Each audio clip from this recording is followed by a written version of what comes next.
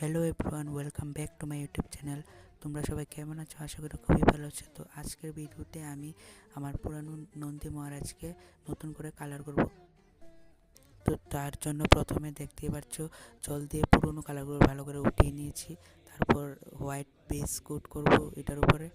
তো তো আমি এটার উপরে সব অ্যাক্রাইলিক কালার ইউজ করছি, কারণ জল লাগলে যাতে না উঠে যায়।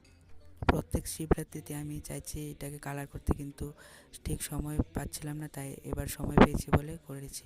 তো এখন দেখো এটাকে ভালো করে শুকিয়ে নেওয়ার পর এটার উপরে মেন ডিটেলিং কাজগুলো করছি।